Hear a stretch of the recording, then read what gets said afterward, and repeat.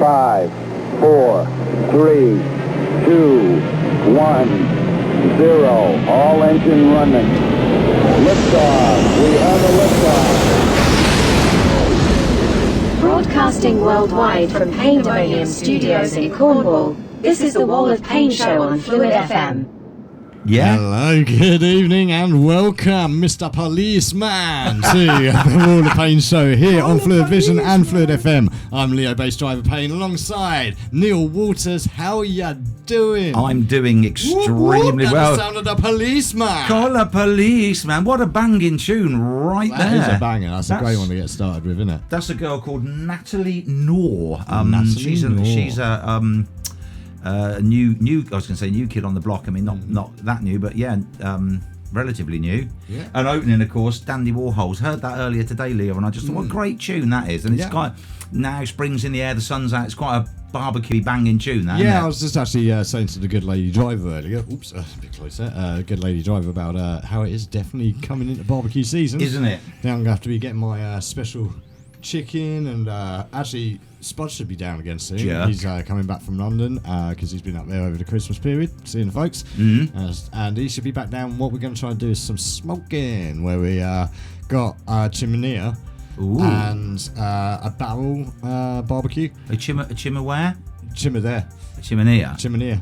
Have to give it a, you've to give it a, we've to give it a, give it a chiminea. Chiminea. They're not cheap either, are they, those chimeneas? I think you can buy them as a kit for about 400 quid. If you're lucky enough to live next to a excellent B&M store and happen to maybe get a bit of a staff discount once in a while, or also sometimes you get stock that's either end of line or like leftover or whatever, and that's a little bit cheaper, and that contributes to this one greatly because it was actually like one of those star buys, very cost effective. Or you happen to live next to a builder's merchant where the wire doesn't quite reach the ground and it's a little bit flexible and enables you to scamper in and grab a half a dozen bricks and a bag of cement. Yeah, you know it's me. Travis Perkins.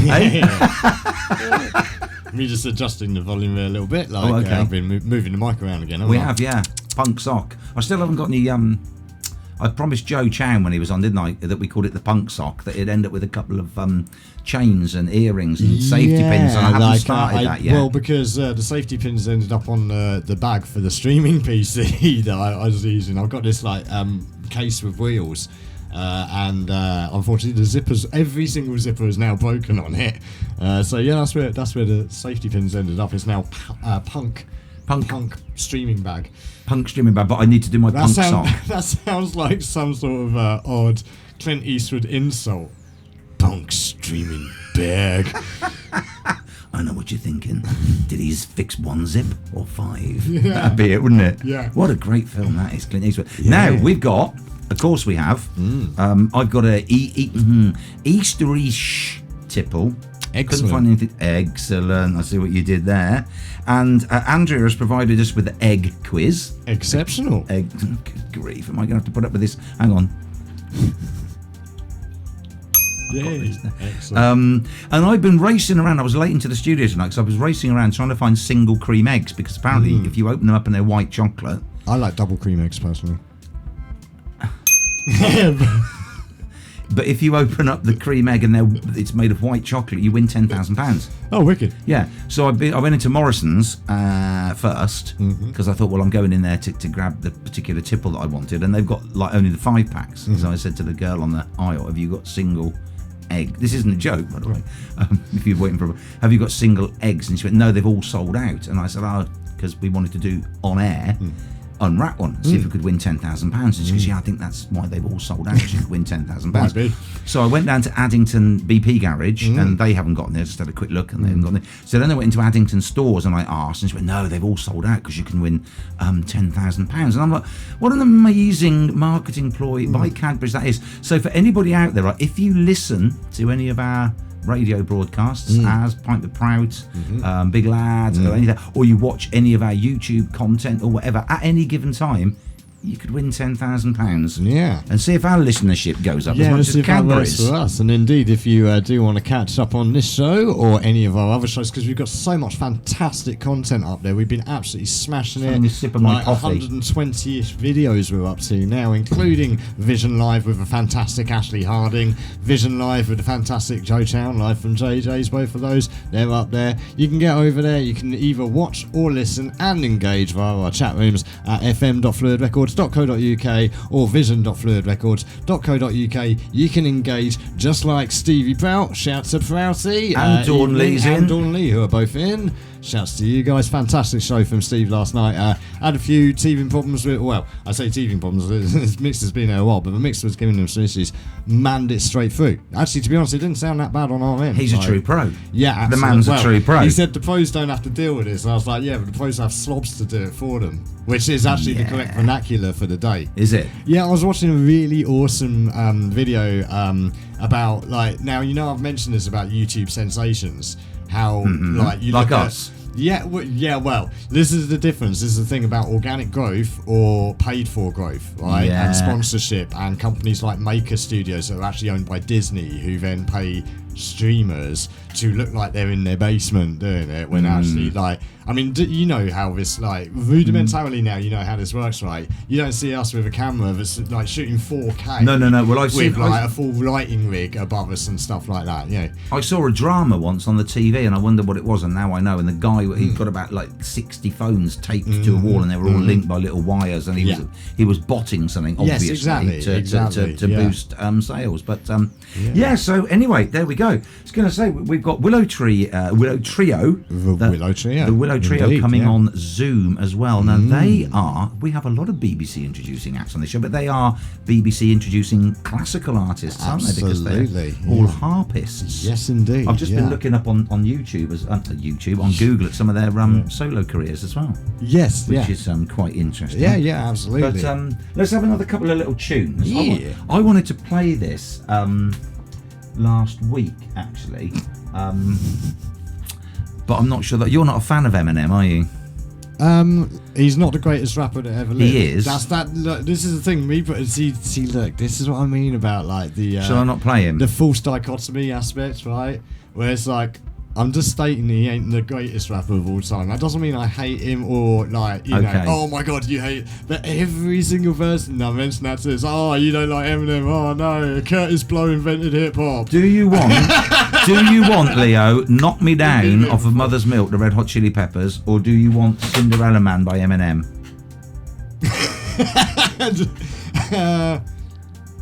I would go with the Chili's, I think, on this particular occasion. Okay. Yeah. Not for any particular reason other than, like, I was watching a documentary about Anthony Kiedis yesterday. So Yeah. Well, yeah. I bought Mother's Milk, was the first Red Hot Chili Peppers album that I ever bought when I saw them performing Higher Ground on the fantastic James Whale radio show. Do you remember when that was on the TV? Yeah. Literally when you come in from the Remember pub. when James Whale wasn't cancelled?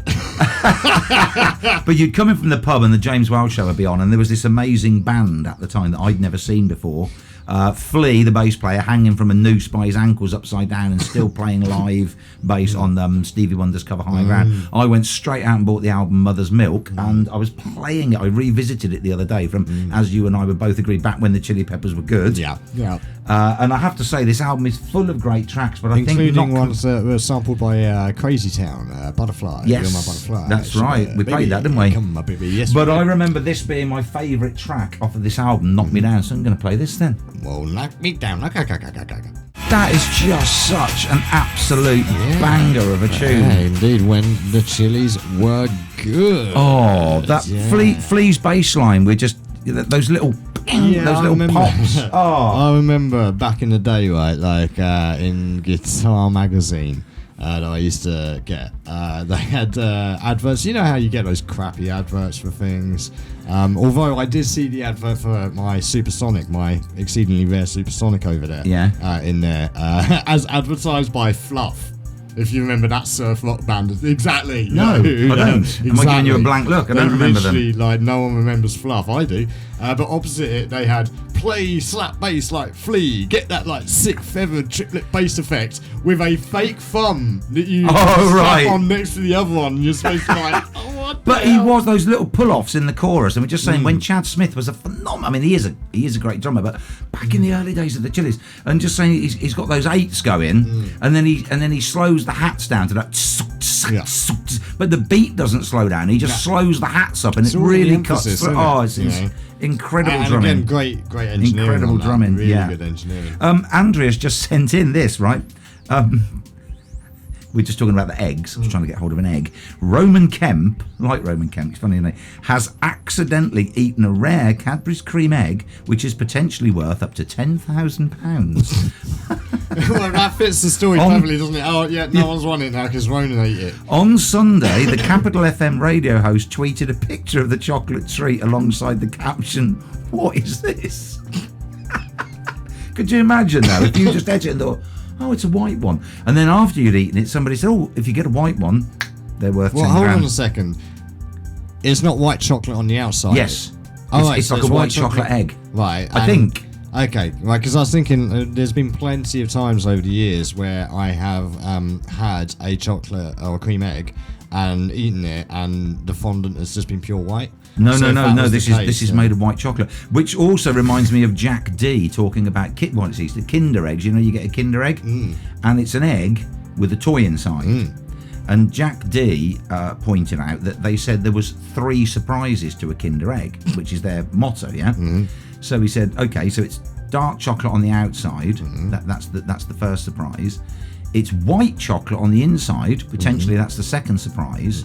And the third surprise is that there's a toy in the middle, but that surprise isn't a surprise because you're told that it's the egg with a toy in. So he said, so therefore it only has 2 surprises. And I actually, you can't fault the man's logic. The price. You seen the price of them things these days? Oh, I haven't. Like £1 something. Really? Yeah, like, it's for ridiculous. For a Kinder egg. Yeah, Mind you, it's nice chocolate, isn't it? It is actually, to be honest. That's one of the things I kind of miss about the old days in Germany, where you'd go to like a Kaufhof or something like that, and like the Kinder, like there's such range. We're getting some of it now. You get like the Kinder cookie like bar things and stuff like that. But over there, it's Bueno. Yeah, Buenos and stuff. There's this untold amounts of different varieties of that sort of stuff. And yeah, like it was dirt cheap. It was so cheap. I remember going over to Hamburg. And yeah, we stocked up on that stuff. I could have like been eating for years on that stuff. It's so good as well. Yeah, I do quite like it. Here's another little thing that I found in funny stories of this week. Right, we need a little lower third and fella like the wide awake.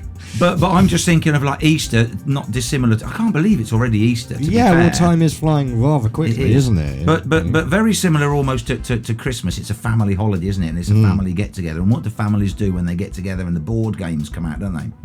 Oh, I thought you were going to say argue. Well, here we go, right? Yeah. So, which board game do you think, historically, and I've looked this up, and it is the one that causes the most aggro, that nobody can agree on which rules you're supposed to be playing. Can I just lend you that? Can I mortgage this? Can we just keep going round and round until the game runs into it? Is Monopoly. The landlord's game. Yeah. A samurai sword fight, this is this week, a samurai sword fight broke out in Brussels when a game of Monopoly went wrong, according to reports. Pretty extreme game of Monopoly, man. Well, hang on. The trouble reportedly started in the forest area of the Belgian capital about 5 a.m. I mean, they're keen. Give them that. This is 5 in the morning. On Sunday, when residents became annoyed by 4 people playing the board game on the pavement outside their home. A man came out of his house apparently brandishing a stick and got into an argument with one of the Monopoly players. Reports say that the resident's son then came outside armed with a Japanese samurai sword in its holster. Jeez. Right? During the scuffles that followed, the katana sword became exposed after the sheath was allegedly, I love the way this is starting to sound more and more like a Hustler magazine like feature. Yeah. But it was allegedly removed by one of the Monopoly players. The player, was it the iron or the dog? I don't know. But the player then tried to grab the katana and remove the holster. The son tried to get it back. Police said, who have now clearly been called to the affray. It's thought that the son and one of the Monopoly players were injured by the blade. The Brussels Midi police confirmed 2 men were taken to hospital. The Monopoly player was later discharged, local media reported, but the resident's son was said to be in a life-threatening condition and both men were arrested over again. Hell, and so I looked up Monopoly, and apparently so many people have been killed during games of Monopoly. And another one that just jumped out at me here was teens murder their mum because they didn't want to play Yahtzee. All of these stories are on the internet. Apparently during a friendly, in inverted commas, game of Dungeons and Dragons, one player physically attacked another one with a claw hammer. I mean, I know we're laughing at this. Can you imagine being that upset over Monopoly that you start a samurai sword fight? I was going to say usually it's Dungeons and Dragons that gets the bad rap for this stuff, but you know, I mean, I've heard of people like getting literally buried over Pictionary. You know, you're driving down the highway, Route 84. You just suddenly bump. Oh, what was that? Just someone was playing Pictionary, disagreed with what I was trying to. It's incredible. You look up the top 7 games that cause but these 2 sons, their mum suggested apparently during a spring break or whatever they have in America that they have a game of Yahtzee and they strangled her to death because they didn't want to play. I mean, only in America. Extreme, yeah. Stevie P says clearly monopolising the pavement. Very good. And also, you're right, Steve. He doesn't need 10,000 hours. Now, because we chose to do Red Hot Chili Peppers, should we do Eminem now then? Yeah, and we'll check in and see. And then we'll see if we can get the Willow Trio are ready. Yeah, we'll just check our Zoom this week. Make sure it's working, right? Okay, let's go. Let's do it. There you go. You got Eminem for your money as well as the Red Hot Chili Peppers there, didn't you? Absolutely did. You got not that you wanted him. Well, I don't mind. I don't mind a bit of Eminem. There's worse Eminem. There's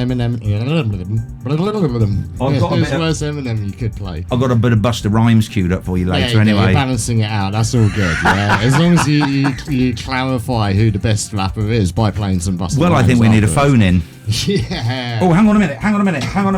Don't put the girls on. I've got this. Put the music up. There you go. We have our round of applause. We do, finally.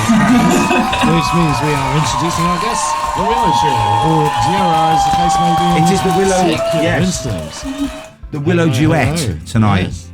Yes. Yeah. Yeah, so we have got girls. Introduce yourselves, because you're now on air. Oh, cool. So I am Sophie Rocks, a harpist from the Shetland Islands, living in Glasgow. I'm Romy Weimer. I'm a harpist from the Netherlands, also living in Glasgow. Oh, so neither of you are Glaswegian girls by birth. No. And our other harpist is Sam McAdam, and she's from Cheltenham. Yeah. And now based in Glasgow. From Cheltenham. Yeah. Oh right, okay. They've just had the races there, haven't they? I suppose. Not something I keep up with too often. But. No. I got a very, very hot tip off of somebody who knows a lot about horses for fun. And his odds kept coming down and down and down. And he lost. Well, there you go. I only had a couple of quid on him, thankfully, but there you go. Can't trust those tips. So Sophie, how true is the series Shetland to the Shetlands? Because there's no trees there, are there? There are no trees. That is very, very true. Yeah, no trees in Shetland. The wind, it's too windy. So they can't grow. So very, very few trees. I'm going to say something a bit guilty here. I haven't watched it. Well, that's understandable. Okay. But I do know a lot of the locations are accurate. I mean, it all gets filmed there. Right, hang on a minute then. There goes 10 minutes of that interview. Right. We're off. It is funny though, when you go abroad, anytime I mention them from Shetland, everyone says about the series now. Oh, do they? I don't even know what series you're talking about. Shetland. No, it's a. Is it just called detective? In Romy, it's just called Shetland. Yeah. Oh. It's a bit like, because it's not a million miles from then going up to Scandinavia from Shetland, is it? But I had a conversation. Because there's a lot of Scandi drama as well, is quite sort of big news at the moment. But I was having a conversation, Romy, with somebody at work today, so maybe you can clarify this as well, that people now from sort of Finland, Norway, Sweden, Denmark, they don't like the term Scandinavia. Am I right? or is that something I've heard that's wrong? I don't know. I think Rose is a bit unsure on that one. I'm not. I can text my Swedish friend and maybe he'll get back to us for the end of the show. See, now that's interesting because like I know that there are there are some out there, Norway, that aren't too keen on Swedes. Is that really true? Because like I've got a few people on my watch list who are Norwegian, and they always seem to be like ripping on the Swedes for some reason. Maybe it's a rivalry. I think it's a friendly rivalry. Okay, that makes sense. It's not like the War of the Roses. I was going to say then, girls, what I'll do is I'll ask you one that you might know the answer to. In between you, is that harp? Yeah, It is. it ended up like this. It just ended up like this, and we also didn't match our outfit. It just ended up like this. And I'm taking it obviously that we've got some foreshortening there because that presumably is set quite a few feet behind you, and that is because it looks like it's a tabletop harp. So Look at that. Look at. Forced perspective. Hey. Yeah. Well, actually, this does kind of lead from. You remember a few weeks ago, Sophie, that we were talking about how many strings a harp has, because obviously Neil has pretty much no clue what a harp may even looks like. So, I mean, give us a little sort of, because again, for a lot of people out there, harp is a mysterious instrument.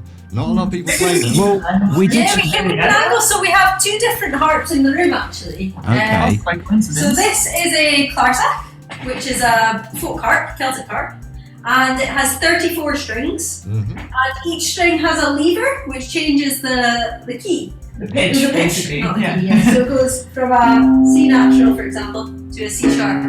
What, on the same string? Yeah. Much like Jaws. So it's got 34 strings, 34 strings. and each string it can do two things. Yes. Yeah. Whereas the pedal harp is a little bit larger. I'll try to get Don't this want a to move bit it too in much frame. here. Good grief, look at the size of that. That's like a brontosaurus harp. It's about 6'2", and it has 47 strings. And instead of having these levers here, what you have is you have pedals at the bottom of the instrument, Right. and it can do three things. So it can do a flat, a natural, and a sharp. So, just to make the world's clearly what is the world's most complicated instrument, they thought, nah, we need to add some pedals and things to that as well. They did, and actually, yeah, with those pedals and the disc, the fun bit of trivia I always say at concerts is there's 7 pedals. Each string has 2 discs where it moves. There's a peg to tune each string. Oh, wow. And there are 47 strings. Do you want to take a guess at how many moving parts there are in a pedal? We're asking the questions now. Yeah. 47, and each one's that's Say at least 94 to start with. 94 if you do a tuner, and then each and there's 5 pedals. So is that going to be 5 times? No, because there's. Is it going to be 450? There's actually over 2,000. Oh, There you go. Wow. way out. I was doing. So I was because doing. there's metal columns going Yeah, through it's the like all harp, sorts of it's little really bits. impressive. Yeah. Wow. So is I mean, it's fascinating because obviously a lot of the stuff and a lot of the people we have on the show. I mean, I play drums, and my get out clause, as Leo knows, for everything. Whenever I'm approached by a sound engineer or anybody who looks remotely like they might know what they're doing, I just put my hands in the air and say I hit things and I walk away. So Well, I mean, sometimes I hit the harp. I do the same thing. what was your active decision to kind of go, do you know what I need to play? I need to play the harp. I think we both got there slightly differently. So Yeah, we have very different yeah. paths. When I was younger, I just got to have a go on one. My mum was a photographer, and she used to take me to houses where she was doing family portraits. And at one house, to get me out of the way, they showed me a folk harp and taught me Twinkle Twinkle. And I said, how long till I get to play the harp? And they said, if you still want to in 2 years, you can. And so the story goes, the fictional story, I don't know how much is true, is that I didn't mention it at all for 2 years. And then on my 6th birthday, I asked when my harp lesson was. So. Right, because I take it they're also, for parents, they're not a cheap thing for your daughter to want to take up that. I'm just going to say a quick hi to Claire and Ian, my friends have just dropped in. We've also got Stevie P, we've got Les Dance, and we've got Dawn Lee. If anybody's got a question for the girls about anything harpy, now is the time to put it in. But yeah, I was just going to say then they're clearly not a cheap thing for your parents to go, oh great, my daughter wants to play the harp, can't you just have a guitar? I always think Mum wishes she hadn't taken me to that studio.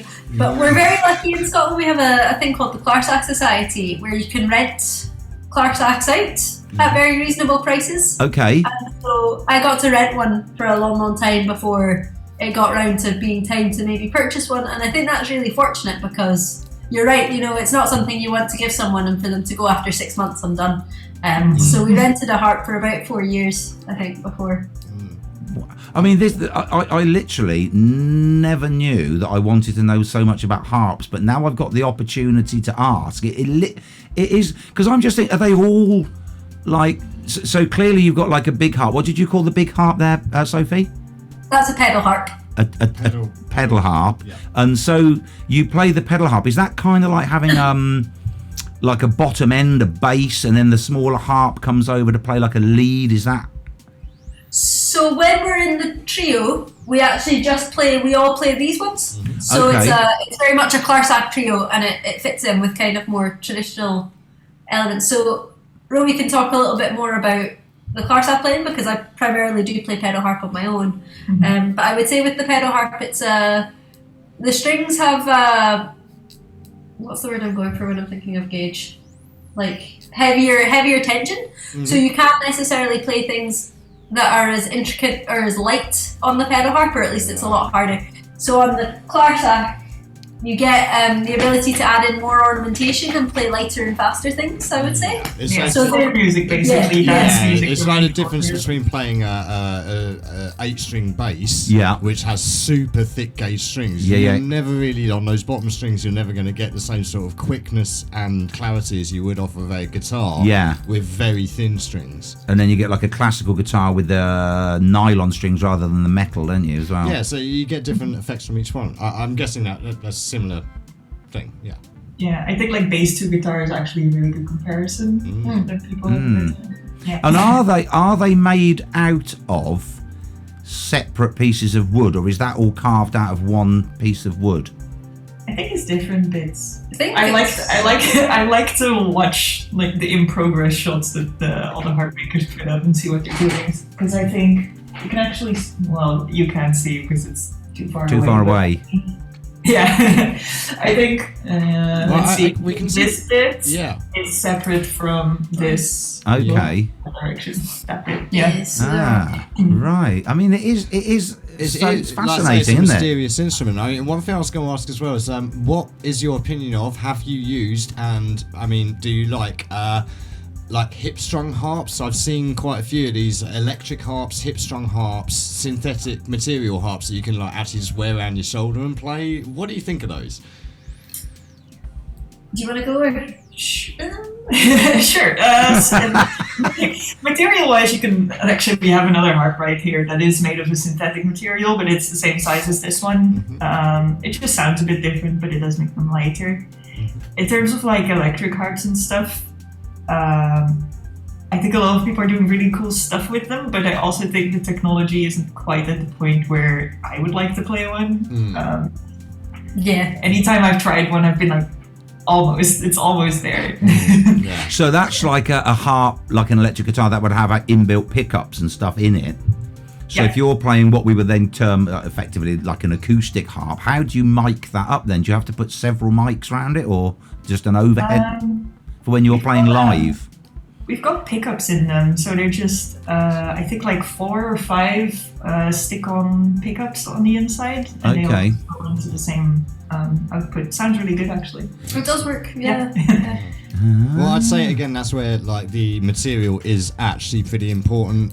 Like you say about synthetic ones or electric ones particularly, you get to a certain degree of it. The density of the wood must give you reverb, mustn't it? Well, this is the thing, like the sound travels through the wood and that actually amplifies it, particularly bass ends and sometimes high ends depending how thin the wood is. So I'd imagine with the pickups as well, particularly on an acoustic harp, you just got to resonate through the wood. Yeah. So when you started playing, so your other part of the trio isn't there? What's the girl's name? The other girl that's Sam. Sam. Yeah.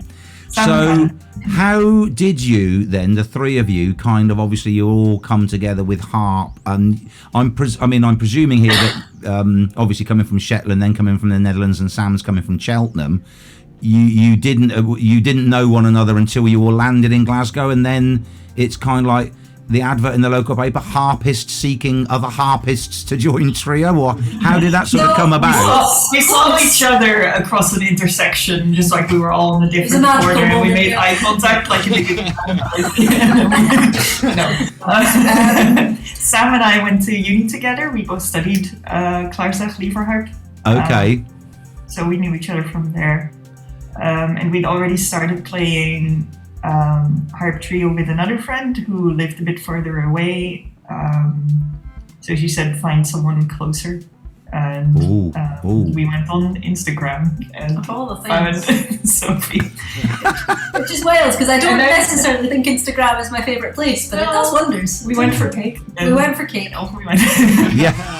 And it's harpist required, and it's like, okay, what do you play? It's like, no, I play the harp as well, but we need another harpist. And who else have we got in the group? We've got another harpist. So that's, and then so you put the group together as the Willow Trio. Now, is that also, because this is one thing that I've asked Leo and we're not 100% certain, is that a little bit of a pun and a play on words of a willow tree, then the Willow Trio, or is that not? A little bit. A touch, yeah. It's a funny thing, when it came to coming up with a name, we were struggling. And people have said this since, like, a harpist said to me, she's like, oh, that's really clever, because the willow and the trees and the wood and the harp. And we're like, yes. Wow. and then Sophie, you said, I don't know, I come from Shetland, what's a tree?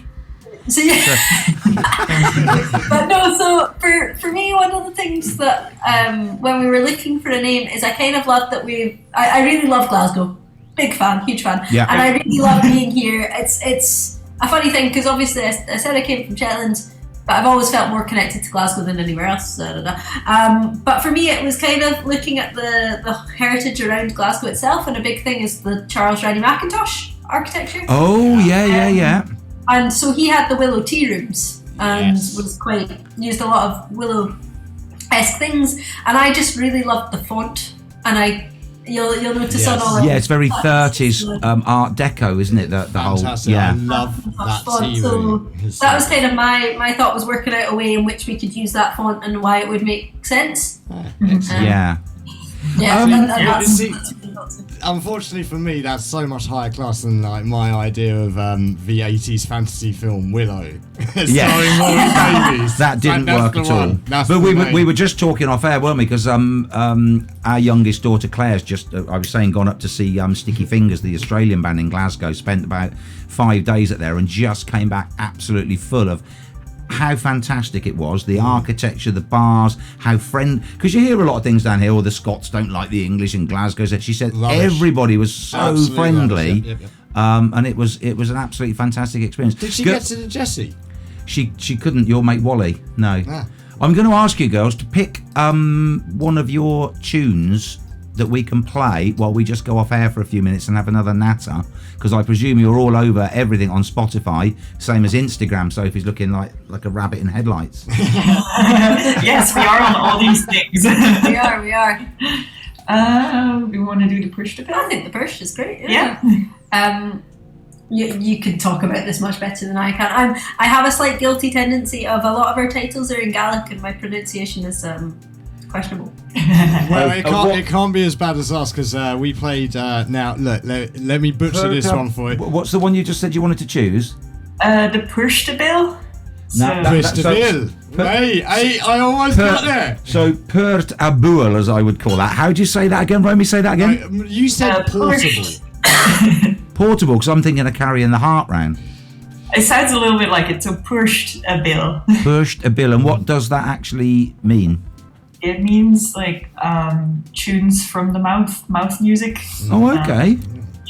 So it's based on a type of traditional tune that gets sung rather than played on instruments. See, I might have had an unfair advantage of that, like given obviously my heritage, but also I watch Alba a lot. Like, there's nothing that myself and the good lady driver like more than watching Alba in Gaelic, and like it's amazing. Like, we were watching one about the fishermen. out in, was it Mull maybe, where like they're just catching fish like by their hands and also using the birds as well. The birds would like kill some fish and they'll just nab it off of them and stuff. Really interesting. Yeah. Steve Prouch just come in. He's one of the presenters, does Prouch Night Out on a Wednesday. He says harp players are musicians with an IQ. Is that a dig? Is that a dig at me and you, Leo? Because we play drums. We'll take that. Yeah. Right, we're going to play Push the Bull. Yep. Right, and then we'll come back and we'll talk more. Indeed. Let's go.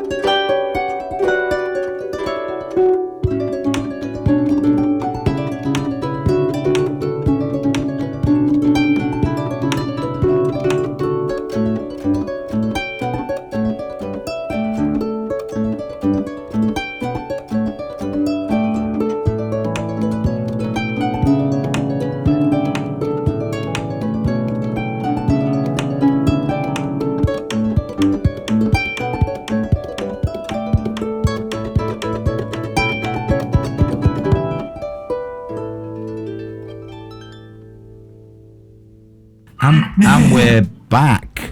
Push the bill.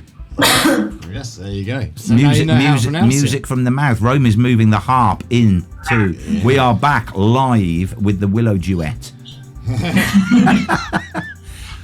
So, okay. So it is. You're happy, Romy, that this is in tune enough to play without compromising. There with us. Right. Okay. Yeah. Let's see. Could.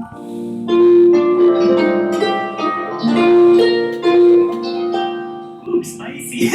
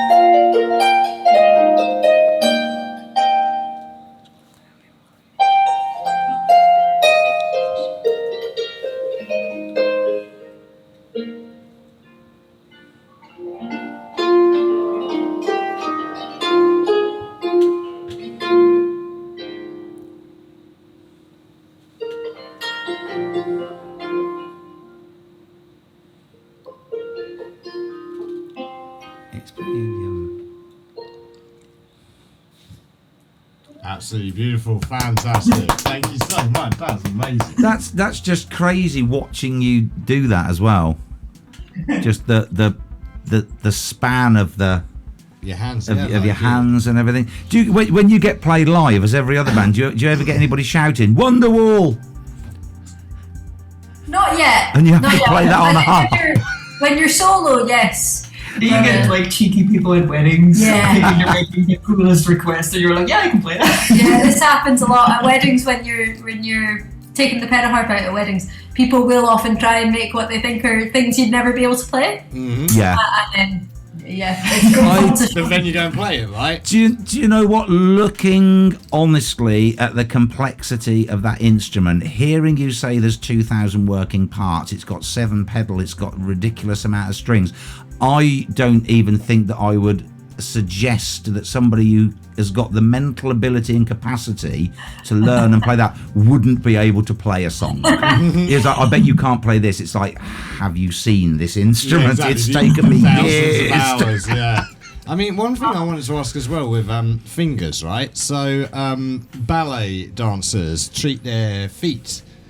Do you treat your fingers in any way with like surgical spirit or anything like that? Because I used to do it for playing bass and guitar.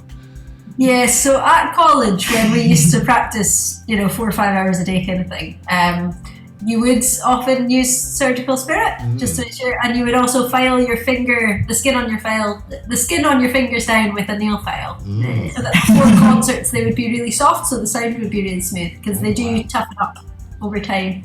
That was my main one. Occasionally surgical spirit, but not so much. I don't remember it too clearly, the surgical spirit, as much. Maybe just blocked it out. Yeah. Girls, Dawn Lee has just asked, very good question actually, is the harp the oldest instrument ever made? I'll say yeah. So yeah, I use this a lot when I do concerts, and don't tell anyone other than the internet that this is going to be on. I'm not really sure how true it is what I say, but I always talk about how it was, it comes from in ancient Greece, the what's it called? Lyre? Lyre? Oh, a lyre, yeah. I was going to ask about that in a minute, but yeah, carry It's on. the U-shaped, tiny. Oh, no, So- a lyre is more like a guitar, but I know the U-shaped thing that you're talking about. Yeah, isn't that what Cupid has? Yeah, Is that a lyre? yeah. Oh, okay. I thought a lyre was... Oh, am I thinking of a mandolin? You're thinking of Spock's lyre from Star Trek, which had a neck on it Ah. for some reason. So the lyre, yeah, that U-shape, but and then that's strung like a mint. Yeah, I guess so. Well, I always learned that as soon as people started making bows for archery, they figured out very quickly that when you have a tensed string, you can make sounds with that. Yeah. And I guess that's also like when you use a tremolo or you bend the neck of a guitar. That's basically what you're saying. Those Pedals. pitch pedals and everything are doing the same job, aren't they? What is the more common, or is it varied? But if there is one more common material, do you have sort of brass strings mainly, or are they nylon? Do you still get sheepskin strings? Yeah, cow guts. Yeah. Oh, I thought it was cow. Some kind of large Animal guts. Yeah. Some kind of animal byproduct. Yeah. Yeah. The bits left over from haggis when you're wrapping haggis properly. Yeah. Yeah, but I guess a lot of these things stem back to that. As with cat gut was and whalebone was used for making various things, wasn't it? And all sorts of things like that. So tell us a little bit about your debut album as well. Yes, so that's very exciting. It's called The Swan of Salen, or would you like to pronounce better? Eala Shàilein. And Have you got one there? Somewhere. There will be one in this flat. It's a mystery as to where. But essentially, it's one of these projects that when people ask how you got there, it's taken us about 3 years to end up with the final product. But what it essentially is a Scottish version of Swan Lake, the Tchaikovsky score, and it melds the Tchaikovsky melodies with Gaelic melodies telling the Well done.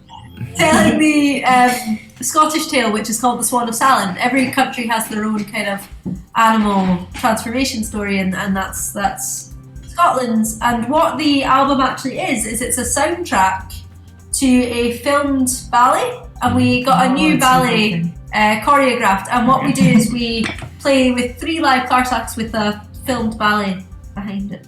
Yep. Ah, So we're playing basically the music that's being danced to live. Yeah. and that is on Spotify because I've just looked it up there, and it's all over YouTube and Spotify. You're touring that as well? You say now at the moment then with the ballet. Yes. Yep. So what we tour is we take a projector. So essentially we've downscaled this ballet production, which would usually be huge, to 3 Clarsachs and a projector. Yeah. Yep. I mean, that's smart thinking. That's a quickly movable ballet. Yeah. The initial idea, or one of the ideas behind it, was during COVID, was to have something that if you were socially distanced, you could still have a production, and then you could have an audience that could space out properly, and you could take it to rural communities. But actually, even with that being slightly less of an issue now, environmentally, it's really, really good. Yeah. And you can still really easily take it to people who wouldn't have access to go to the ballet. No, absolutely. I get that. It must save on travel costs as well, because is the most expensive part of harp playing, right? Not necessarily the harp itself, but in the long term, how much it costs to move the thing. I mean, because Sophie, did you go Union Manchester? I did, yeah. And did it cost a lot to lug that thing back and forth? It was a nightmare. So especially in the first few years, because despite my trying, it took me four times to pass my driving test, and none of them were in my undergrad. I just didn't manage to pass. So it involved, initially it would involve maybe Dad coming down if I needed to get home with the harp, because you can take them on a train, but it's a risky business. There was a couple times I remember where we looked at like van companies that would be doing the journey anyway, unloading the harp in, but it was terrifying. It really was, yeah. It's not an investment you want to hand over to. It's like something that would be on like a comedy or airplane, isn't it? Do you mind if I just put my instrument? No. And then you realise you're a harpist, and like the rest of the carriage is all squeezed up to the end, and this harp is in the centre of the train carriage. Dear me. Talking of which, our youngest Claire's just failed her first driving test today, which is unfortunate. Well, I failed mine first time as well. Yeah. And there's nothing you can do. I remember all 3 of my tests before I passed, it was all a major that had me fail. Yeah. And always like quite quickly in the test, but they still get you to go around the whole thing, and I just remember sitting there like, Did you realise at the time? Yeah. I was going to say, did you not really? You're 10 minutes in, you've done a major, and you're like, literally, if you're going to fail me, I've got places to be. Yeah. And you could go for lunch. Like. Better use She'll get there. Yeah, hers was just a major. We're going to talk about it in a little while, but the examiner basically just said she was absolutely perfect on everything else, which is even more annoying, isn't it? Yeah. It's with the 80s film mentioned earlier. I was literally just watching License to Drive. Have either of you seen that film with Corey Haim and Corey Feldman?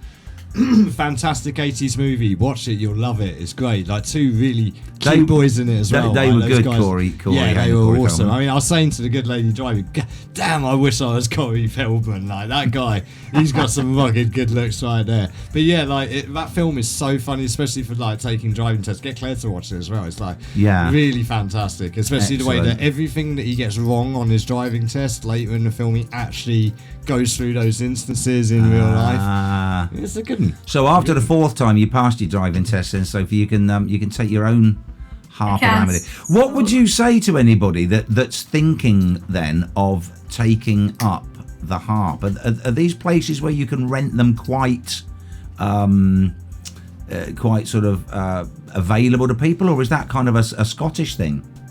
I think they're in England as well, Clarsach Society. Really? Oh, I didn't know. I think there's a London one. Nice. Because we do a lot. We have a lot to do. There's a great. They're national actually. They're Sheffield and all over the place. But there's a place called the Rock Project that we have quite a few dealings with, where they teach children from 7 to 17.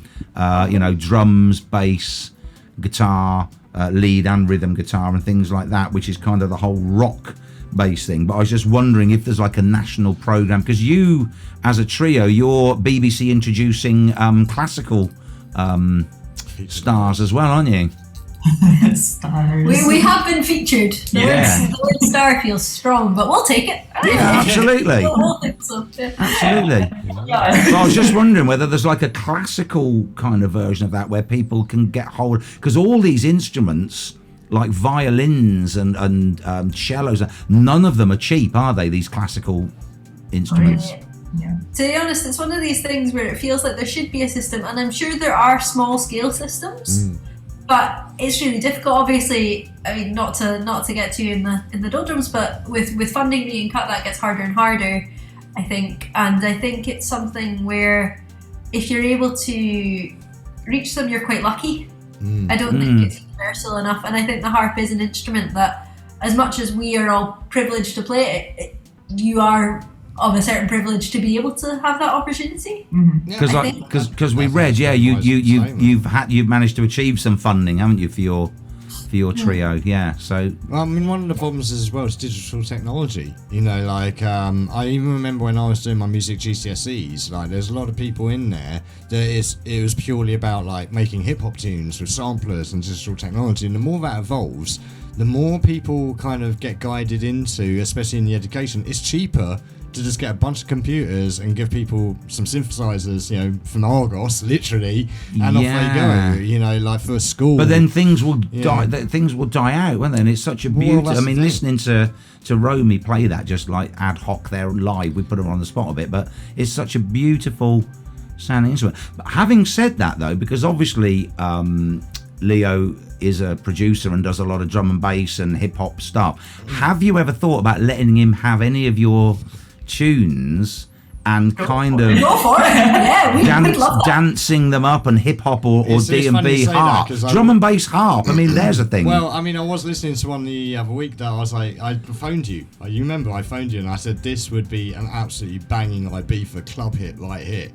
You know? Well, please give it a go, because I think it would be one of the things I quite firmly believe in is if we can do kind of, you know, cross collaborations between different genres and different art forms. It's just a way for everything to be accessed and introduced by different. Yeah, absolutely. I think that's also it makes me feel cooler. It does make us feel cooler.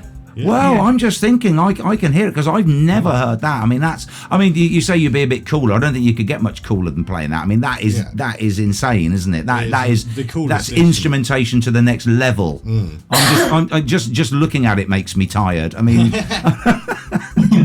yeah. Now I'll look into that. I'll maybe whip something up and send it across. See what you think, because one that's already in existence off this new album, or this is something. one of the things as well. Is you know, like how much music is sample based in this world. We were talking about it with the Scribes the other week. We had the hip hop act the Scribes on, and how, you know, sample based music evolved, hip hop and stuff like that. There's only a certain amount of music there's only a certain amount of funk from the 70s that you can sample, right? Yeah. And this is what I was thinking, is that like this could be like another edge here.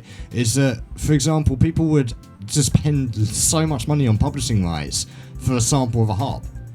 Why not go get an original piece of artwork? Get an original piece of artwork. Yeah. On that bombshell, girls, we're going to love you and leave you. Let us know, tour dates. But I was going to say, what we need to have from you before you go is where people can find you, what all your website and socials are, where you're playing and where you will be back, and when you're coming down to Cornwall. Whenever you'll have us. Yeah, we'd love to come down to Cornwall. Let's organize a show. Yeah, that'd be great. But we are on all your usual social medias, so your Facebooks and your Instagrams at Willow Trio Harps. The Willow Trio Harps. The Willow Trio Harps. That's why I found you on Insta. Yeah. Excellent. And our website is www.thewillowtrio.co.uk. We made all these things at very different times. I know the feeling. But if you have any Scottish listeners, we are doing a short tour in 2 weeks' time, where we'll be going to some rural communities. So we're going to Ecclemacken. We're going to Edinburgh, less rural, but we are going to Edinburgh. Excellent. We're going to Clairn, and we're going to There's another one. There's another one. Oh dear. Go to our Facebook and There's a beautiful poster. We will be there, and we're also doing a couple of festivals over the summer as well. So we're doing West End and we're doing Kelburn Garden Party. Brilliant. And you have your own kind of solo things that you get up to as well outside of the trio. Tell us a little bit about that.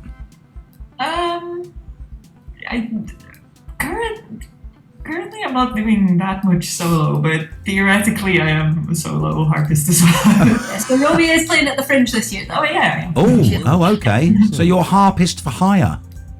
Yes. This is us. Yeah, I think we all are. But yeah, so we all do our own solo projects. I recently started working on a second program called 21st Century Harp, and the idea is that it will combine classical and more popular things and trads, but all from 21st century composers. Okay. And Sam, who is the other member of the trio, has recently started her solo project, and that's called Maya's Radio Orchestra.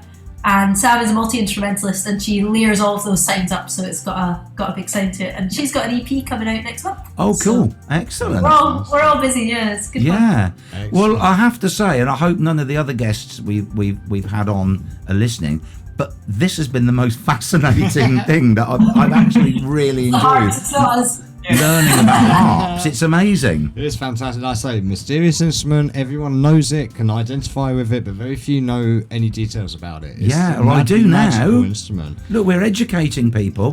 Girls, Absolutely. Hold on, one hang second. on. I've got one more question. Yeah, but hang on. I just want to get another song off this new album to queue up that we can play out on, and then it's over to you, Leo. Oh yeah, let's do the overture. It's like the medley. It's of the all mashup of themes. everything that comes in the album. Perfect. And then if you I'll want get to that listen sorted.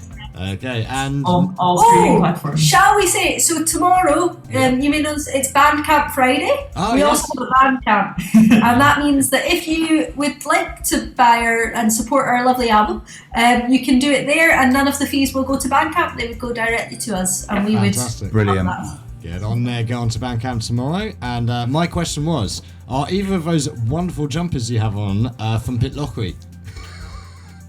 No. No. I have been to Pitlockery. I made mine. Oh, you made that. Excellent. Brilliant. I've been to Good Pitlockery. It's know. the gateway to the Highlands, isn't it? That's what they say. It is lovely. Yeah. It is nice. I bought a haggis catching kit.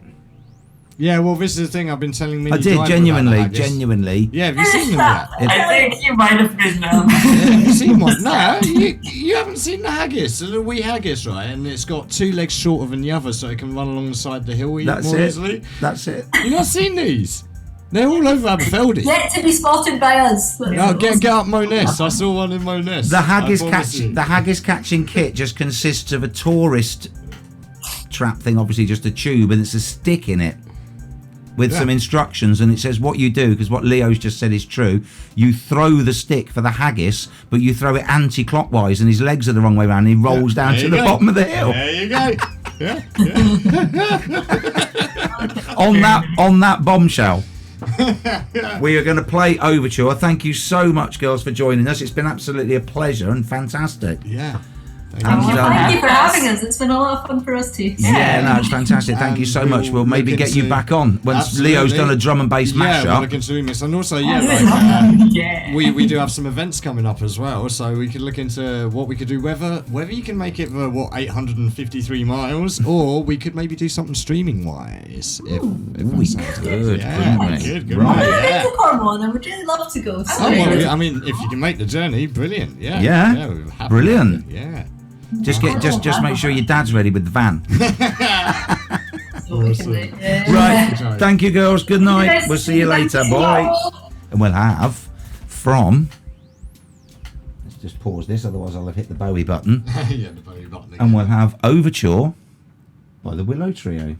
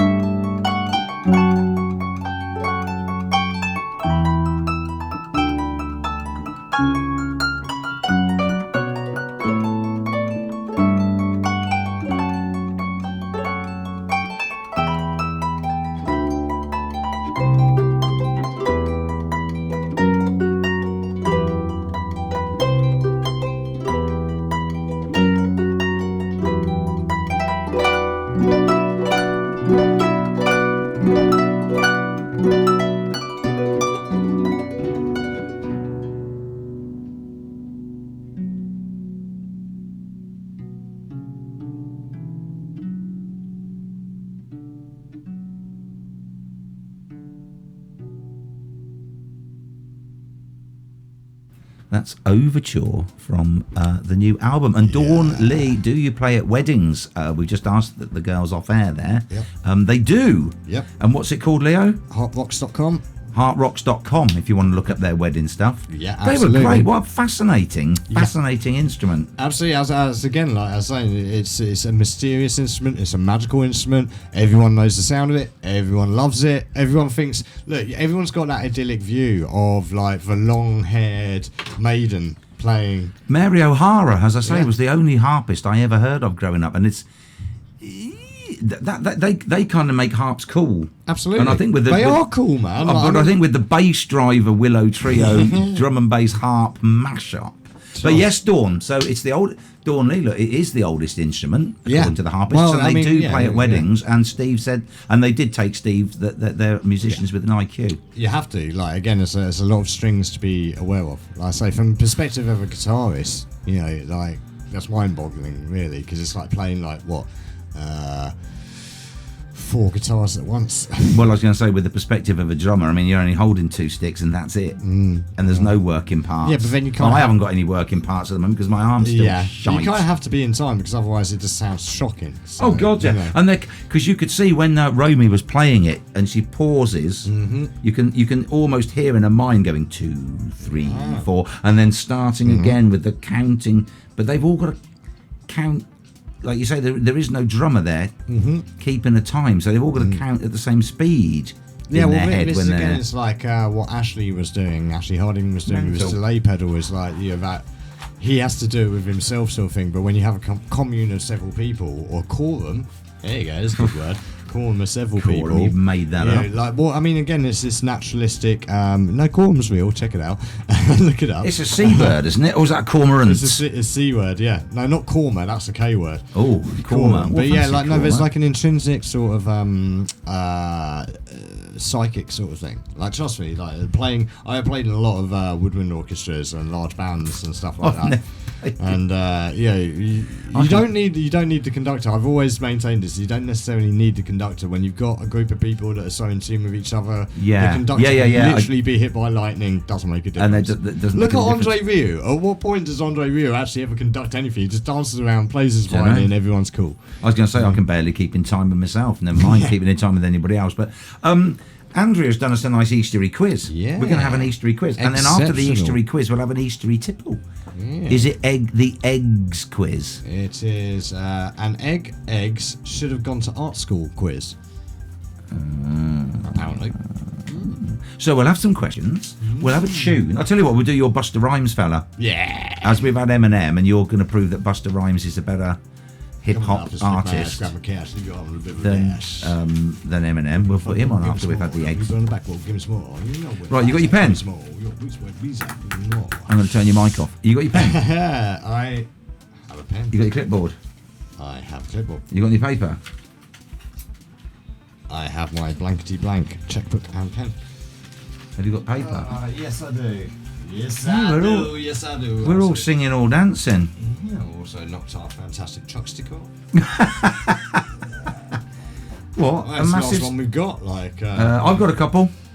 Oh, really? Cool. Yeah, because we're running desperately low on all of our fantastic We need the window bits stickers. and There's merch. people asking for our window I know, stickers. there's demand, and we've run out from so many fantastic winners on our quizzes and. I know Claire and Ian, who are in, they were listening. I hope they're still logged in and they're listening now, but they're still waiting for their car stickers. And I keep promising every time I see them that I'll give them car stickers. So Ian and Claire, your car stickers. Oh, we're playing down at Tregonisi in a couple of weeks. I'll bring you the car stickers then. As mentioned by Steve on Proud's Night Out last night, If 7 my to 9 arm- PM in the gig guide in Cornsty. If my arm starts working properly. Right.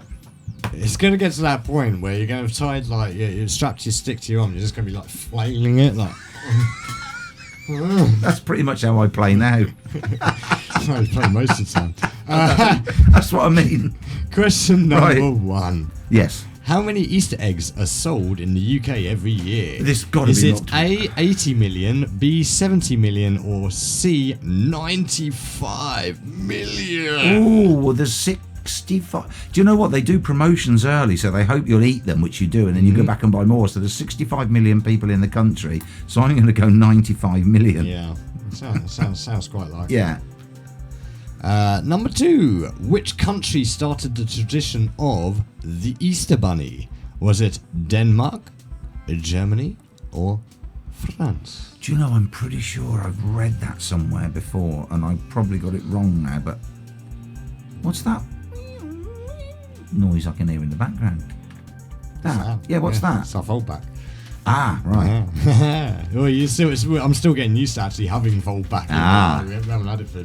How many questions are there, by the way? So I've written down 10. 10. Yeah. Okay, number 3. How many marzipan... Actually, let's go for this one. How many marzipan balls are traditionally on a simnel cake? Oh, didn't know there was a How set many amount. marzipan Is that multiple balls choice? are traditionally on a simnel cake? Is it A, 5, B, 8, or C, 11? Oh, I was going to say 15, like the Kerno balls. So I'm going to go. You know the Kerno balls. There's 15 of them in the Kerno sign. Depends what pub you're in. Yeah, I suppose if they're down at Druth, they've nicked half of them. Yeah. Hello, Red Roof. We love you, really. Number 4. What is the tradition behind the hot cross bun? Is that multiple choice? No. The tradition behind it. It's got to be something to do with Christ on the cross.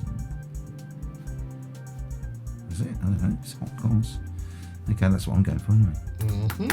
Okay. Number 5. In Switzerland, topical. What animal delivers Easter eggs to the children? A. Bunny. The Easter cuckoo. B. The Easter rabbit. Or C. The Easter Tyrannosaurus Rex. No, sorry. The Easter goat. Easter goat. It's got to be a rabbit. It's the Easter bunny. This is Switzerland. Yeah, but they were neutral during the war, which puts them on our side, and we had a rabbit. I'm going to choose that. Okay.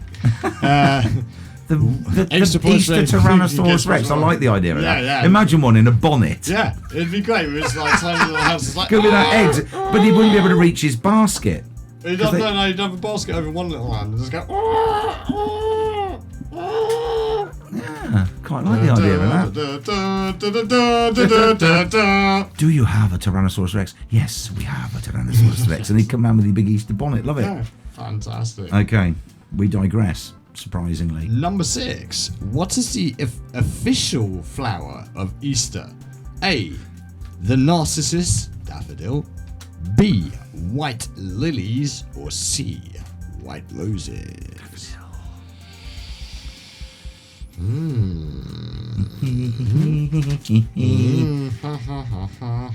Easter T-Rex. I got it in my head. Yeah. I'm going to have to draw a picture of that now. Really. Make some good videos art. Number 7. What was the UK's first Easter egg? Where was the UK's first Easter egg produced? Was it A, Bizzle, B, Manchester Lack, or C, London? There he is in his bonnet, look. Nice. I'm liking that. So where was the UK's first Easter egg produced? Bizzle, Manchester, or London? London Lack. Sorry, I'm drawing the Easter T-Rex. Awesome. What was the question? Where was the UK's first Easter egg produced? Brizzle, Manx, or London? London, innit? Essex, London. Essex. Okay. Right, number 8. Yeah, on it. Where did the world's largest Easter egg hunt take place? A, Georgia, B, Alabama, or C, Florida? I'll tell you what, it weren't Utah. Where did the world's largest Easter egg hunt take place? A, Georgia, B, Alabama, or C, Florida? I reckon there. So I'm just putting some finishing touches.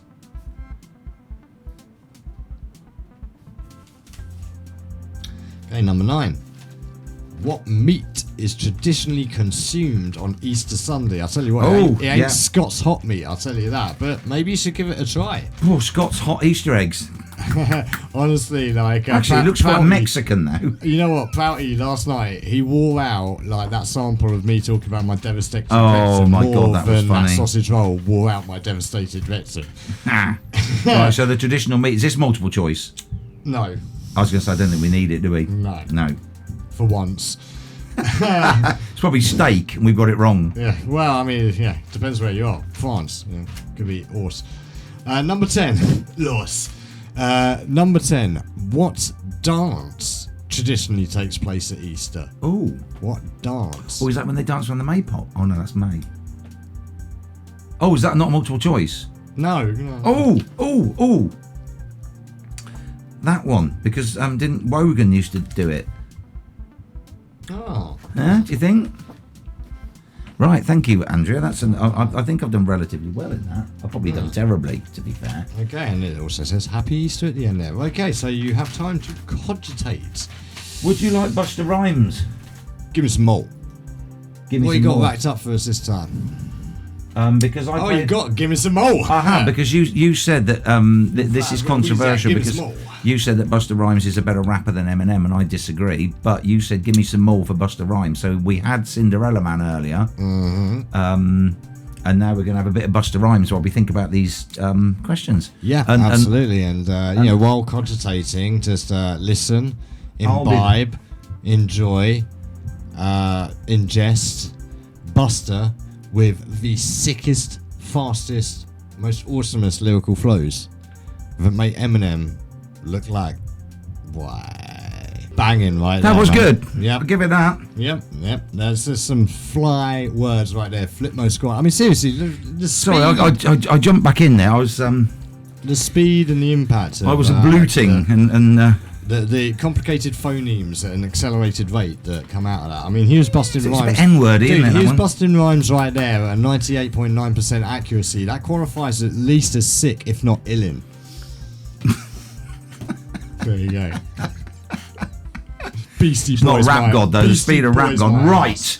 Beastie Boys, my ass. That ain't even his fastest rap thing. Whatever. We'll have to do another rap off. Have you listened to Extinction Level Event yet? Yeah, I did. I listened to the whole album, but I don't know whether I listened to. There's a new one. I think I listened to part 2. Oh right, okay. Which isn't.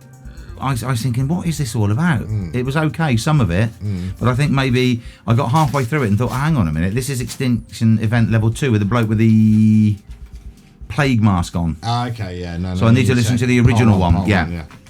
So I will. So I did. Yeah. I did go away. You got and to check out that. the video for that as well. Give me some more. It's a Give me some more video. But seriously, it's like that. The lyrical flow, like I say, just that tune on its own. You see Eminem getting up, going, "Oh, I'm whining. I'm gonna beat you, stick you in the trunk of my car," and you got Busta Rhymes busting that. Like, you can't see that? Oh, look, there you can. Yeah, so I did the Easter T-Rex, and he looked. I put him in a bonnet, but then I figured that looked like a sombrero, so I turned him into a Mexican. Hey man. Hey, give me the question, gringo. Hey, I'm gonna bring you your huevos, bro. Did you get 10 out of 10? Did you get 10 out of 10? Yes. See, I got the 10 out of 10, bro. Hey, I got your huevos here, brother. Come on over. So now we've got the Mexican. You ain't with ice, are you, bro? No man. We've got the Mexican Easter T-Rex. Shout out to Mexican Iron Man out there as well. Okay. Right, Mexico. Yeah, Mexico. Okay, so Leo, we are going to go through. I am going to predict, and I'm going to put it down here, 5 out of 10. Okay. Before we've even given these answers out. Right, well, the first question was, number 1. Yeah. Inevitably. Yeah. How many Easter eggs are sold in the UK every year? A, 80 million, B, 70 million, or C, 95 million? 95 million. Nah, bro, it's 80 million. Knickers. Nah, man, it's 80 million. 80 What million, did you man. put? I put 95. Because I thought we're all greedy for fat peeps. Well, they do this thing, don't they, in supermarkets where they'll make an Easter egg £1. And our boss, Will, did it. He went and bought, he buys everybody at work an Easter egg. And he bought them early. And then he said he was in the car with Sally Ann, his wife, the other day. And he went, oh, do you know what? I fancy some chocolate. And she went, well, there's those Easter eggs in the... But he goes, no, I can't eat them. And she goes, yeah, you can. Just buy more. And that's what he did. But then when you go back to buy more, which we've found, haven't we, the week running up to Easter, all those offers are gone. Absolutely. And they're £3.50. It's just like Mr. Big in Live and Let Die. You got to give them a few freebies first. Then you get hooked and you pump that price clean up. Well, baby. this is like, the Easter Bunny is basically just a pusher. Like, I'm 1 degree of separation from that actor. Yeah? Yaphet Kotto. Which degree? 1 degree of separation. You know Kevin Bacon scale? Kevin Bacon? I know Kevin Bacon. Yeah. So you know the Bacon scale, like how many degrees away from Kevin Bacon are you of separation? Oh, okay. So, like, I know Kevin Bacon's brother's cousin's mother's so they reckon that 9 is the most you can go to anybody, like the president of the USA, don't they? Well, I mean, I've got a really low one, and one of the reasons for that is my connections by first degree to alien colonial marines. God, that was a terrible game. But Yaphet Kotto, Sigourney Weaver, Lance Henriksen, Michael Biehn, which also have you met links me Sigourney to- Weaver? No. That would be interesting, to be honest, but yeah, no, like through that, it's like 1 degree of separation to that, which obviously then links me to Annie. Stop shaving, you don't have a beard. Through Terminator, obviously, and things like that with Michael Biehn. I don't think I'm any degrees of separation from anything, apart from the Mexican T-Rex. Where is he? Hey, gringo. Hey, Mexican T-Rex. Bastardos. Give me those answers. To deliver your huevos. Right, now, come on, we digressed from the answers. Right, so, number 2, which country started the tradition of the Easter Bunny? Was it A, Denmark, B, Germany, or C, France? Denmark? 9. Oh, Germany. Yeah. Germany, the Deutschland. Oh, Mumsy chocolate, my Kinderstrudel. Shall I just give the... You never heard of the strudel hund? Shall I give the dinosaur an M15? Yeah. Right, okay, question 3. Question 3. How many marzipan balls are traditionally on a simnel cake? A, 5, B, 8, C, 11. And you put? I put 5. I put 11. It's actually C, 11. Yes! 11 disciples. Jesus stuff. Oh, is it? Is that what it's from? 11 disciples? Yeah. Oh, okay. Right, so what's the mystery of the cross bun then? The tradition between the hot cross bun is the bun represents the cross on which Jesus Christ died. Yes, I've got Christ on the cross. Yep. Excellent. Awesome. Number 5. In Switzerland, what animal delivers Easter eggs to children? A, the Easter cuckoo, B, the Easter rabbit, or C, the Mexican T-Rex. The Mexican Easter T-Rex, brah. I'm bringing you huevos, brah. The rabbit. Please, can you just get the joke, man? Is it the rabbit? I like fish sticks, man. It is. Oh, okay, yeah, duh. It's not a goat. No, it's Easter cuckoo, isn't it? Is it? Well, where do cuckoo clocks come from? The shop. Yeah, but where traditionally they come from? They come from a neurologist. I was going to get into neurology at one point, but I just didn't have the time. Okay, fine. Yes, So I get that. The Switzerland. cuckoo clock, Yep, Switzerland. yeah. Yes, right. Naturally. It's like, Okay, what please- animal should we use? Please say well, that answer yeah, 6 cool, is the cool. daffodil. What is the official flower of Easter? A. Narcissus daffodil. B. White lilies. Or C. White roses. It's got to be a I'll lay you daffodil. down on a bed of white lilies. No. Why does everybody give As out Bon Jovi daffodils never then? sang. As Bon Jovi never Everybody sang. gives out daffodils.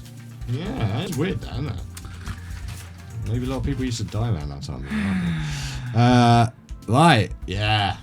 I'm going to give him absolutely. one of those long droopy moustaches. Number 7. Where was the UK's first Easter egg produced? Was it A. the Brizzle? Nice. Hey, machete no text. Machete no huevos. Was it A. Brizzle, B. Manchester Lack, or C. London? I've gone Manchester. A, leave it right. So where's like Cheddar Gorge closest to? That's Somerset. Yeah, so where's that closest to? Closest to out of Manchester, it's Bristol. And what used to be based just up the road from there? A tobacco factory. Nah, like I believe the town is actually called it as well. Biggest chocolate confectioner in this country. So they sold Bourneville it is off. in Birmingham. Cadbury's Bourneville, so that's in Birmingham. Cadbury. Yeah, but it's in Birmingham. No, Bourneville's in Birmingham. Yeah. Cadbury, Oh, just near Cheddar Gorge, near Bristol. Yeah, right. Yeah, that's where Cadbury was based. Yeah, okay. Northern Larks. Okay, I got that one. God, just in did case you? anyone was wondering. Yeah, of course I did. right. Used to live this down the way. I used to go Show to off. Cadbury World all the time. whatever. Stuff my little strudelhund fish. Yeah. Okay. Unbelievable. What meat is traditionally consumed on Easter Sunday? Day? Lamb. Chop. Yeah, that's a good point. You got to get chopped, fattened up quick, Steve. I mean, we only got what, a week left? Well, not even that. Actually, 3 days. I'm not sure it's going to be fat enough by then. Right, number 10. What dance? Hang on, what about the lamb? No, what about number 8? Alabama. Oh, wait, where did? Oh, yeah, of course. Where did the world's largest Easter egg hunt take place? Was Alabama. it Georgia, Alabama, or Florida? You couldn't have an Easter egg hunt in Florida, they'd melt. And the crocs would eat them. Let me tell you, brother. When you have Easter egg hunting, brother, you know what you want to be, brother. You want to be down in Florida, brother, with a 12-inch pythons, taking your vitamin sting in school and saying your prayers. Because what are you going to do when the Hulkamaniacs are running all over you, brother? Yes, So Florida. is it Alabama then? Florida. Florida. Yeah. Home state of Hulk Hogan. Oh, Yeah. what's that got Terry to do with Easter Bollea. egg hunting? Because you got to be hunting them eggs when the Hulkamaniacs come running for you, brother. Ooh, yeah. Yeah, good bit of Hulk. Yeah. and then all together with the floral dance, Jerry Wogan. Indeed. The answer to that was Morris dancing. Well, I put the floral dance, which is a type of Morris dancing. You know more about it than I do. I mean, allegedly, I don't know. Yeah, I'm going to give me wrong. 'Cause I don't wanna- I wondered what those bells around your ankles are doing there, and that sticks you left out the back there. But there is the floral dance is a Morris dance. It is. Okay, cool. I'm going to have that. I'm gonna believe you on that. So I got That's not 4. something- Not something I'd be too aware. How many did you get? Let me just double check. How here. did you get? Hang on. Did you get more than Juan? One. Let's have a quick count up, man. I got like 1, 2, D, Z. Let me see. I got. Oh crikey! I got like 7. Did you? Yeah. I got 4. Nice. Good luck. Bugger. 7. Wow. Crikey. That's an where unusually did- high score for me. Where did the Mexican dinosaur put the 3 Easter eggs?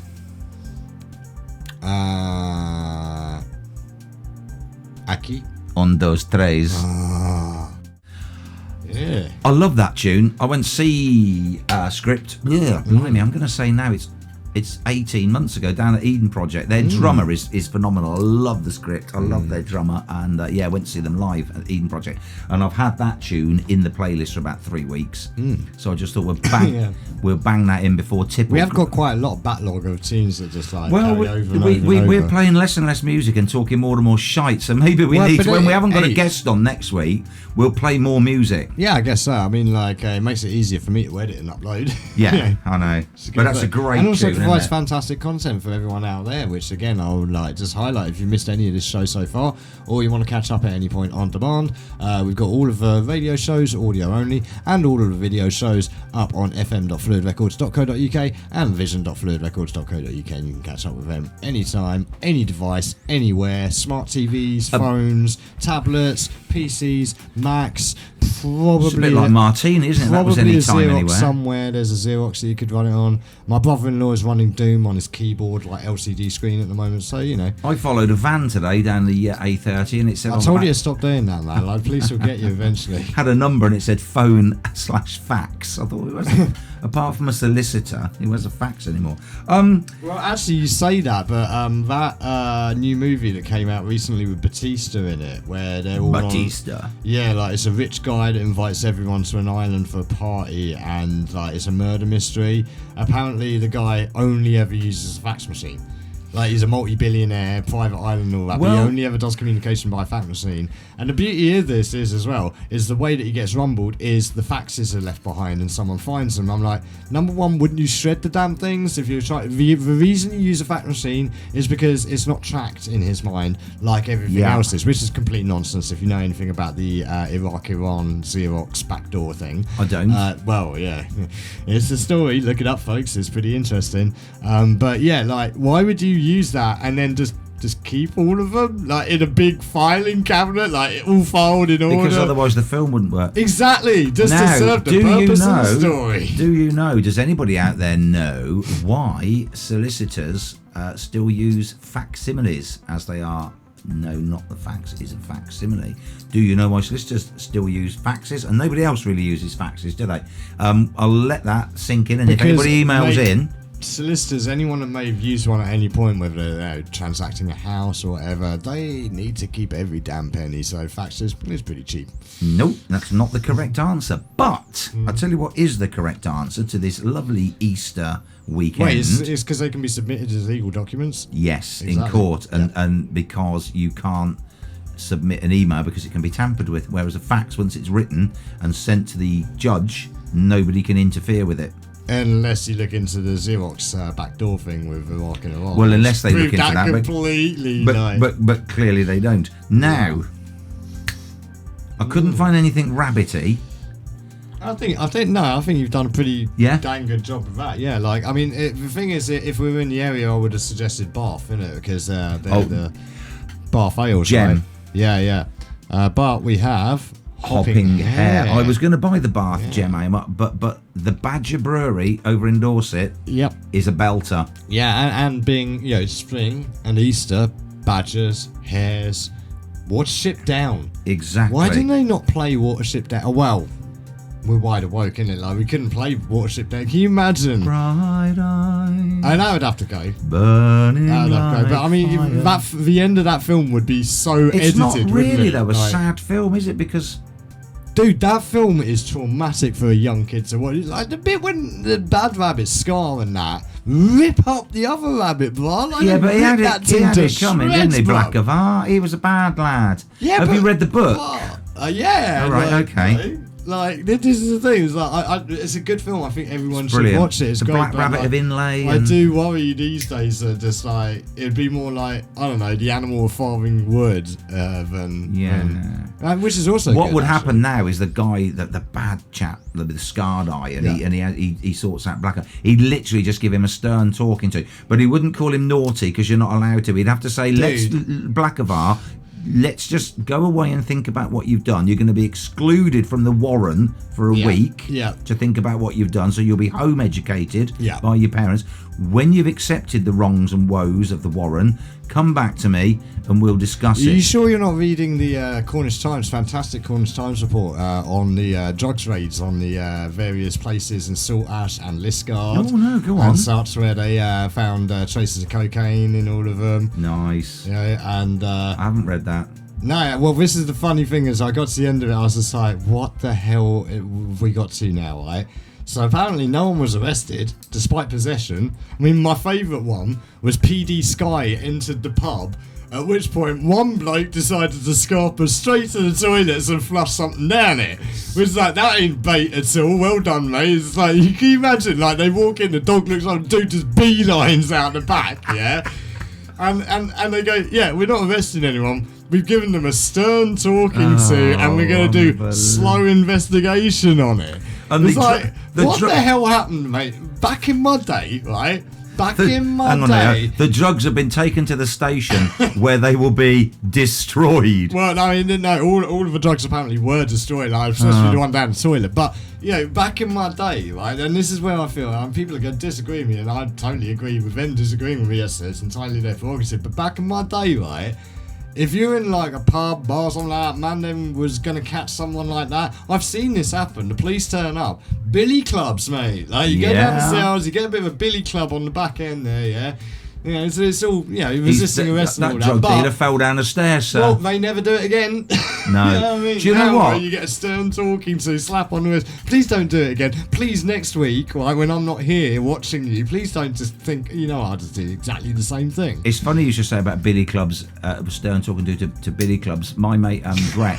So maybe that's a bit extreme. My mate, Greg, Jules from My Painted Smile, his girlfriend, his wife now, but as was back then, is Venezuelan, and so they went back to sort of see her family. He came back. This is when we was quite young, really traumatized that they'd been walking through this town, this village, and some fella had come razzing out of this shop, having nicked some stuff, and they shot him. They literally just shot him. Yeah, don't mess in Venezuela. Right, okay. Well, there's one of my mates went to Egypt and got caught stealing, almost lost his hands. That's like Jane's Addiction. They were caught stealing. Yeah, stealing like the perception of talent from anyone around them, because Jane's Addiction is just like one of the god-awfulest bands of all time. I know Flea and Dave Navarro at various stages have been in it, but boy, Jane's Addiction, it's on my phone. Like, I'll be driving along and every single time a Jane's Addiction tune comes on, it's just like, why the hell were you ever popular? That's the only one I know. Utter garbage, man. That's the only one I know. That's just coming. Look, hot on the heels. Ooh, yeah. Hey, there's an idea, isn't it? Yeah, it's hot off the press, hot on my text there. Yeah. Right, as increasingly this is becoming nightcap of the week, isn't it? Yeah. But we can arrange that. I said to we need a Mrs. Wal Of Paine show again. Yeah. She seems to get more rewatches than me. Yeah. I wonder why. Rude. So I don't. No, most of us don't either. No, I know. So frisky legs, amber eyes, hedge hoppers, and skedaddlers. I love the word skedaddle. You got to skedaddle. Though they're known by dozens of deliciously different names, when hares... Oh, God, you can't When read. hares pour onto Purbeck Ridge each spring to hop, box, and dance till dawn, they live up to the fame of the name we know best, the Mad March Hare. A refreshingly light pale ale, a marriage of aromatic citrus, Amarillo, and Cascade hops. I do love Cascade hops in any drink. Cascade hops make it better. And the finest barley. Do you know that this brewery is famous for Tanglefoot? Yes. Do you know how they came up with the name Tanglefoot as well?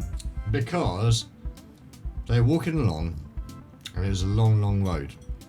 And it was a hard, hard journey, and they thought to themselves, is this the road to Amarillo? And just fell over because they were tangled with their feet. You're not wrong, but it's because they were right. No, but you're not far away from the truth that they tangled with their feet. The story on the back of Tanglefoot is actually that they were sitting and they were in the brewery and they were drinking it and they were trying to come up with a name for it, and they'd had so many that by the time they got up they were all pissed. Yeah, there you go. Singing, Hey, I went down to Healy's cider farm the other day just to drop a parcel off, and you know the great big silos? There's 3 tasters, literally, and they're drawing off from the bottom of like these 1 million litre size, and they're going like that. And I said, come on, that's not a proper job. And they all are having a bit of a laugh. And then there's one lady drinking it. She necked hers, and no word of a lie, she went for a second. Yeah, you got to make sure. Because like that first time, you might have had like a slight aftertaste in the previous one, bit of tannin. Is this going off like a mad hopping heart and your March hair, or is it going off like Blackavar after he's had a beating from the other fella whose name I can't remember? Scar? He's not called Scar. Oh, okay, let's have a little look. See, little listen. You killed Siege. I did indeed. Let's have a little taster. Oh yeah, it's a blaster. Oh, that is a skedaddler. Blaster. Do you know when you go to Dorchester, where the brewery is, on the roundabout by Tesco's, they've got wire. You know, when they construct the things on the roundabouts, they've got big wire badgers for the Badger Brewery. The whole roundabout is dedicated to the Badger Brewery, with sculptures of badgers, gambolling with frivolity and capering. Not like the ones I keep on seeing on my trip, like to Truro or Falmouth, where like literally every single badger I've seen since I moved here has been dead. I know. And right, it's like going over a damn speed hump, man. Like those things are huge. Somebody said to me about badgers being. I said I saw a badger, and they said they're nocturnal. I said this one was just knocked over. Yeah. That's Shame. I know they get a bit of a bad rap. Well, I mean, to be honest, I can't fault that, because when I was living in Cranbourne, boy.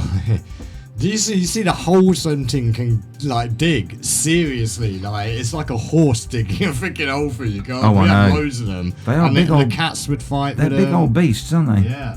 Okay, let's get a bit of a nose on. I'm getting a nose on. So it's like I've got my nose in again. I was going to say, do you want a flake on? Never mind a nose on. Look at the head on that. Yeah, it's definitely quite light. It's light.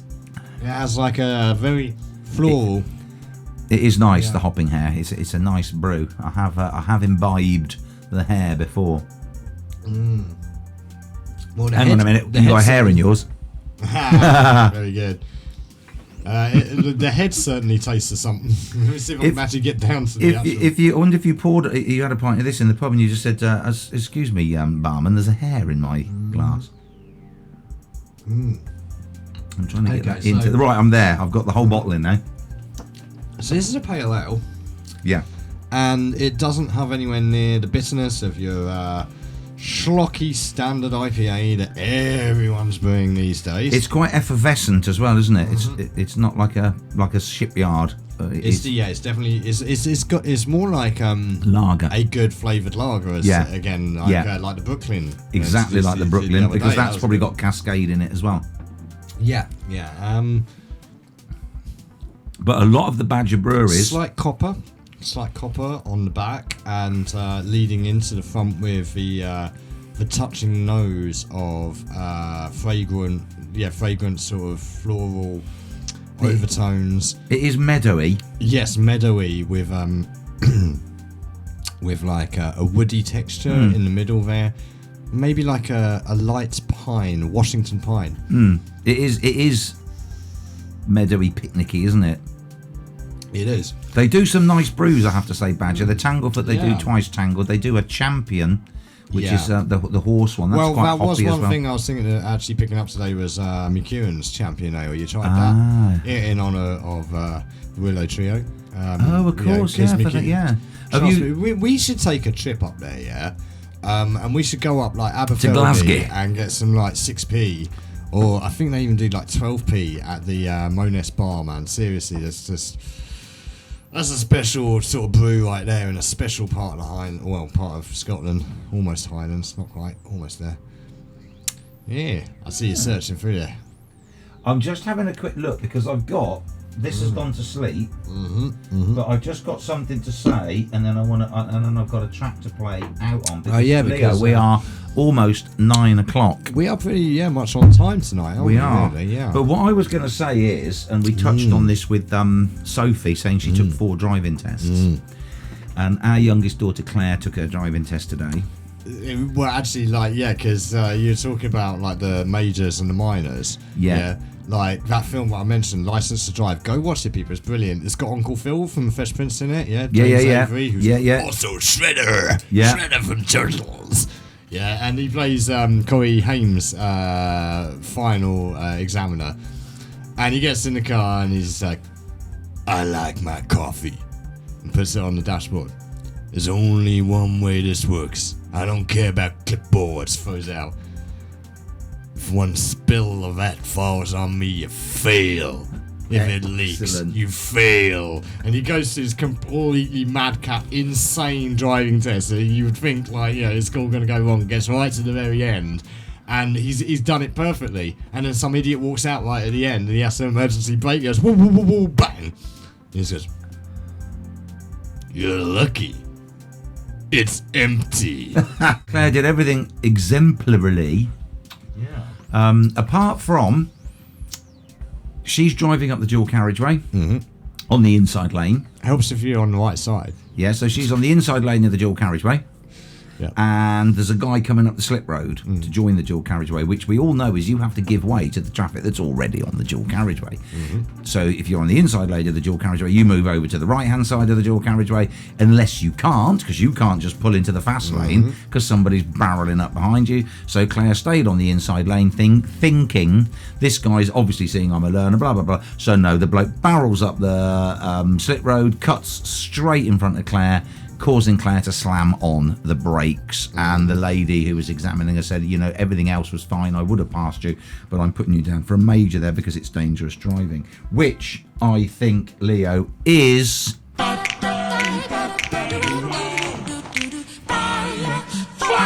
bullshit, fucking bullshit, fucking bullshit, fucking